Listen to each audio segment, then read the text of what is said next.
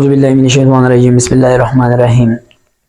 आज my dear viewers, आज जो है हमारा टॉपिक जो है वही टॉपिक है passage of drugs across cell membrane.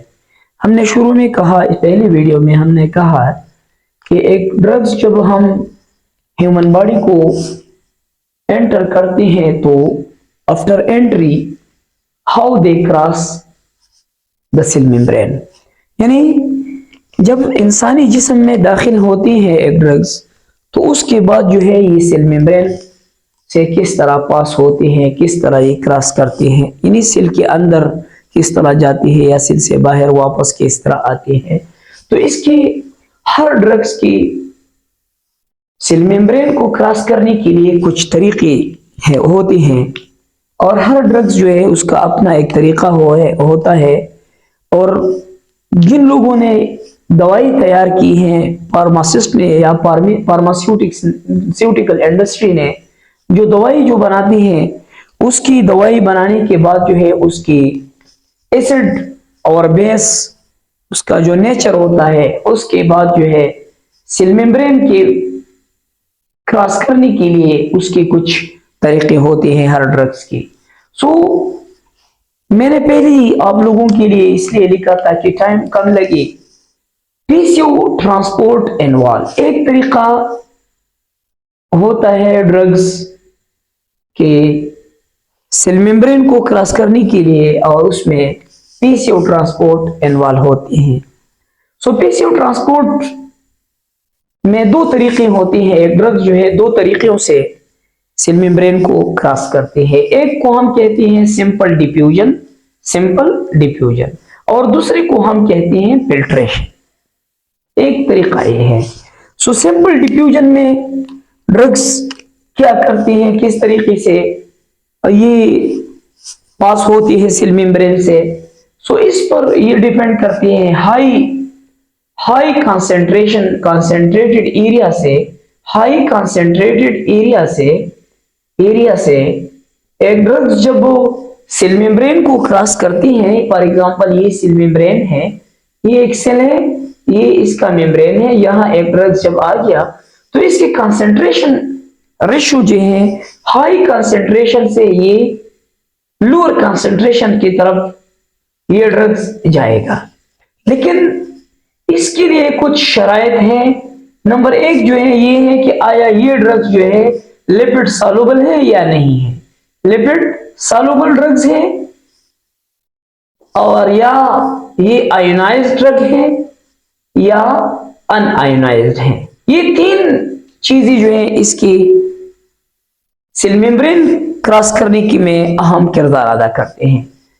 यानी जितना एक ड्रग्स का लिपिड सॉल्युबिलिटी जो है वो ज्यादा है, एक ड्रग्स जितना ज्यादा लिपिड सॉल्युबिलिटी रखते हैं वो इतनी ज्यादा तेजी से रैपिडली वो स्किन को या इस सेल मेम्ब्रेन को क्रॉस करेगा। यानी more lipid soluble drugs having more ability to cross cell membrane. एक पॉइंट ये है। दूसरा पॉइंट इसमें ये है कि आयोनाइज्ड ड्रग्स जो है ये लिपिड अनसॉल्युबल है, ये लिपिड में अनसॉल्युबल ड्रग्स है।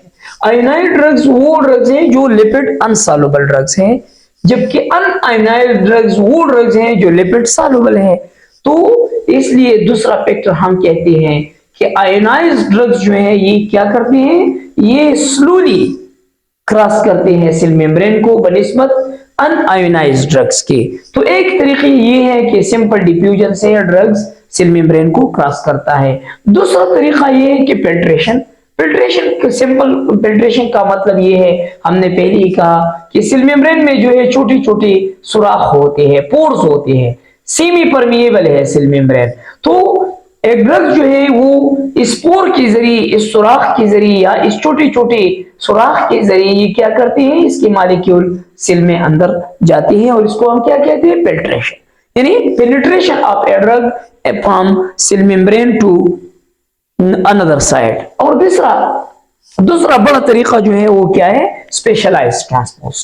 स्पेशलाइज्ड ट्रांसपोर्ट ये भी सेल मेम्ब्रेन क्रॉस करने का एक तरीका है ड्रग्स का। तो इसमें एक होता है एक्टिव ट्रांसपोर्ट। एक्टिव ट्रांसपोर्ट क्या होता है? एक्टिव ट्रांसपोर्ट भी इसी तरह एक प्रोसेस है।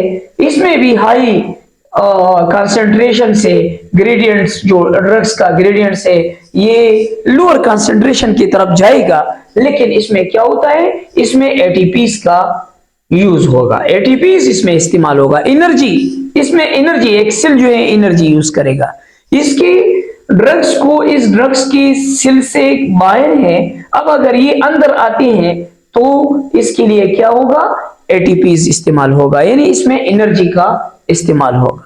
और दूसरा, फैसिलिटेटेड डिफ्यूजन का क्या मतलब है? फैसिलिटेटेड का मतलब ये है कि यहाँ सेल मेम्ब्रेन में आपके साथ जो है एक कैरियर होता है। कैरियर का क्या मतलब है? एक दूसरा मॉलिक्यूल्स है, फॉर एग्जांपल ग्लूकोज है और या अमाइनो एसिड है, तो वो ग्लूकोज और अमाइनो एसिड क्या करते हैं? वो ग्लूकोज और अमाइनो एसिड इस ड्रग्स के साथ बांड होते हैं और इस ड्रग्स को सेल के बाहर से अंदर की तरफ ले जाते हैं। तो इसको कैरियर, इसमें एक कैरियर इस्तेमाल होते हैं और वो कैरियर मुख्तलिफ होते हैं। लास्ट जो है एक तरीका सेल इस्तेमाल करता है ड्रग्स के लिए और इसको हम कहते हैं पिनोसाइटोसिस। पिनोसाइटोसिस का क्या मतलब है?